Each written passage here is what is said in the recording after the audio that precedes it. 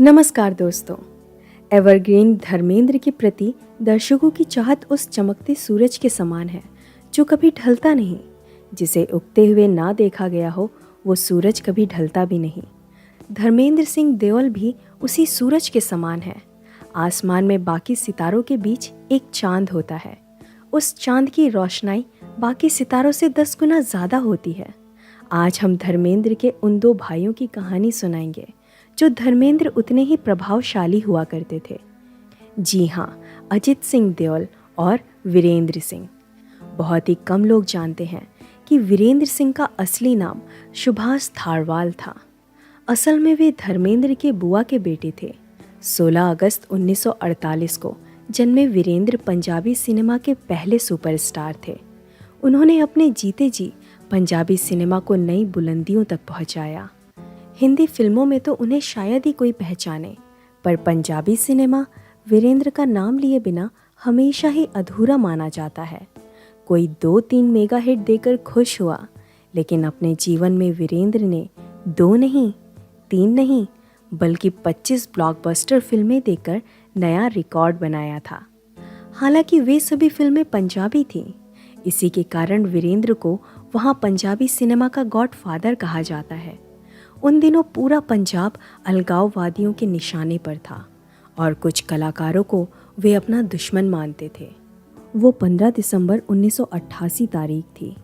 आतंकवादियों के खौफ के चलते शाम और रात के वक्त शूटिंग ना करने की सूचना भी मिल चुकी थी, लेकिन वीरेंद्र ने कहा, अगर मुझे मरना ही है तो घर में बैठकर नहीं मरूंगा।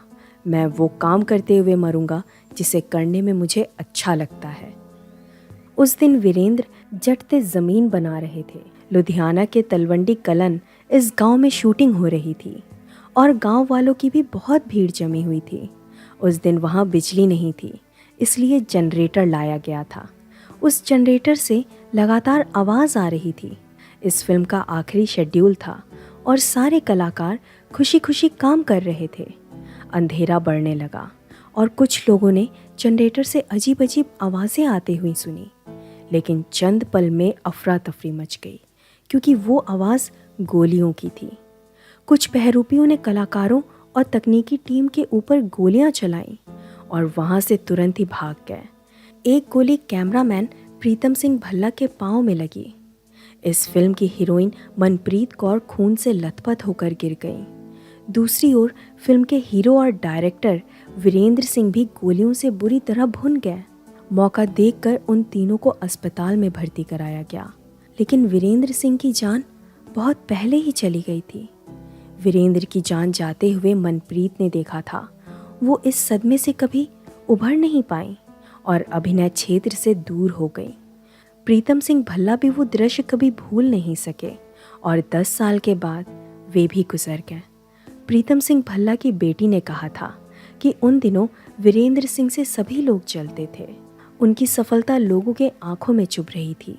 प्रीतम सिंह भल्ला की बेटी की बातों से यही साबित होता है कि वीरेंद्र की हत्या के पीछे फिल्म जगत का कोई व्यक्ति हो सकता है। वीरेंद्र को 3 बच्चे थे, रमनदीप आर्या, रणदीप आर्या और मोनिका आर्या। उस हादसे के वक्त वे तीनों बालावस्था में थे। वीरेंद्र की पत्नी पम्मी जी को फ़ोन के जरिए जानकारी दी गई थी। पति की हत्या की बात सुनकर वो रोने लगी, लेकिन अपने बच्चों को कुछ बता नहीं पाई। वीरेंद्र के अधूरे फिल्मों को बाकी दोस्तों ने पूरा किया और पम्मी ने भी कुछ फिल्मों का निर्माण किया। उनके तीनों बच्चे आज फिल्म जगत में सक्रिय हैं, तो वहीं वीरेंद्र की पत्नी को गुजरे हुए काफ़ी अरसा बीत चुका है। रणदीप आर्या की पत्नी दीप्ति भटनागर भी एक ज़माने की सफल अभिनेत्री हुआ करती थी। रणदीप और दीप्ति के संतानों का नाम है शुभ और शिव। रमनदीप आर्या की पत्नी चांदना शर्मा मशहूर फिल्मकार और गदर जैसी फिल्म बनाने वाले अनिल शर्मा की बेटी हैं। अब आपके मन में सवाल आया होगा कि वीरेंद्र का असली नाम तो सुभाष थारवाल था, तो ये लोग आर्या इस सरनेम का इस्तेमाल क्यों करते हैं?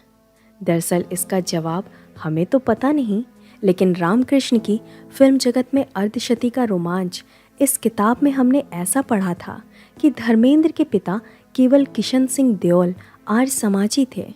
आर्य समाज का उन पर प्रभाव था। शायद इस वजह से वीरेंद्र के घर वालों ने भी आर्य नाम लगाना शुरू किया होगा। आपको ये भी बता दूं कि बॉबी देओल के बेटे का नाम भी आर्यमन है।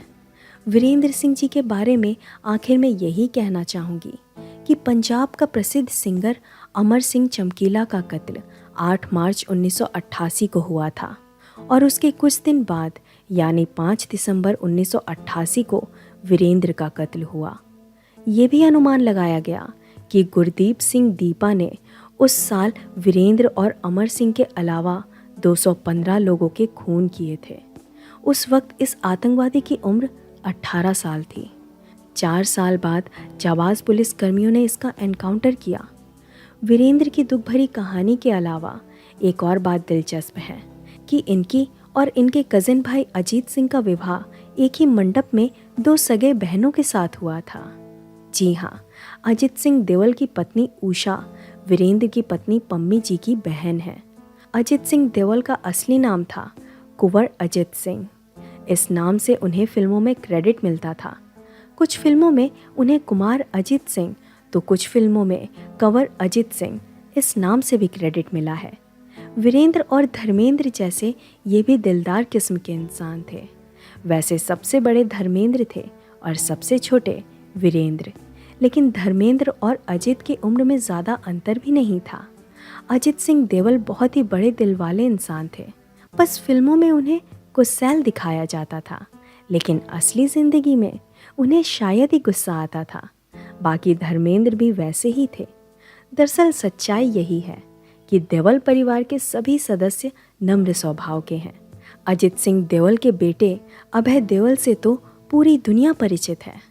दरअसल इससे पहले हमने अजित देओल की वीडियो बनाई थी, तब जाकर बहुत सारे लोगों को पता चला था कि अभय देओल अजित देओल के बेटे हैं। अभय के अलावा उन्हें वीरता नामक एक बेटी भी हुई। अजित सिंह और वीरेंद्र के साथ 2 चीज़ें कॉमन हैं। वे दोनों पंजाबी सिनेमा के सुपरस्टार थे और दोनों के नाम एक किताब लिखी गई।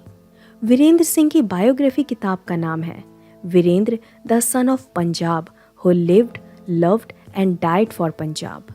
तो वहीं अजित सिंह देओल की बायोग्राफी किताब का नाम है जित्ते सत्ते दे जट जफे। 1965 के साल में अजित सिंह देओल बतौर हीरो एक फिल्म कर रहे थे, पर अफसोस वो फिल्म बीच में बंद हो गई और अजित का हीरो बनने का सपना टूट गया। उस फिल्म का नाम था चिलमन, पर चिलमन के बाद उन्होंने एक और फिल्म में काम करना शुरू किया था जिसका नाम था जहाँ जागो वहाँ सवेरा, पर ये फिल्म भी बीच में बंद हो गई। आपको बता दूं कि चिलमन फिल्म में उनके किरदार का नाम अभय था और जब उनकी संतान हुई तो उसका नाम भी अभय रखा गया। हीरो बनने का सपना अजित ने कभी भुलाया नहीं और 1969 के साल में वो मौका आ गया जब सोल्जर ठाकुर दलेल सिंह इस फिल्म के साथ उनका डेब्यू हो गया। इस फिल्म की अच्छी और बुरी बात एक ही है कि अजित जी ने इस फिल्म में धर्मेंद्र की सीधे सीधे कॉपी करते हुए एक्टिंग की थी। लड़ाई कब शुरू होगी माँ? मैं अभी जाकर चाचा से मिलता हूँ। नहीं दीपू, भगवान के लिए उससे झगड़ा मत करना। झगड़ा तो करना ही पड़ेगा माँ, बगैर झगड़े के उसकी आंखें नहीं खुलेगी। कल मोही कहेगी। खबरदार! खबरदार किसी ने मेरी बहन की इज्जत की तरफ उंगली उठाई, मैं उसका गला काट दूंगा। अरे जा, अपने बहन के पाँव काट दे। उसने सारे बसंतपुर की इज्जत मिट्टी में मिला दी। मैं तेरा गला काट। शंकर भैया तू किस किस का गला काटेगा? अगर वे नए शैली की कलाकारी दिखाते तो बेशक आने वाले समय में उन्हें लीड हीरो के रूप में मौका मिलता। ये गलती अनजाने में हुई होगी, पर जब अजित के बेटे अभय फिल्म जगत में आए तब उन्होंने अपने भाइयों की नकल ना करते हुए अलग किस्म का अभिनय किया। बेशक अजित सिंह एक उम्दा कलाकार थे, उनकी आवाज़ दमदार थी और धर्मेंद्र के विकल्प के तौर पर देखे जाते थे, इसलिए आने वाले समय में वे कैरेक्टर एक्टर के रूप में दिखाई देने लगे। साथ ही पंजाबी सिनेमा में भी वे सक्रिय थे। अजित सिंह और धर्मेंद्र के बीच बड़ा गहरा रिश्ता था। 23 अक्टूबर 2015 को उनकी मृत्यु के बाद धर्मेंद्र को बहुत दुख हुआ था। अजित के अलावा अभय देओल को भी उन्होंने अपनी छांव में बांधे रखा और उनका करियर बनाने में सहयोग किया। धर्मेंद्र आज भी अजित के बेटे अभय को अपना खुद का बेटा मानते हैं।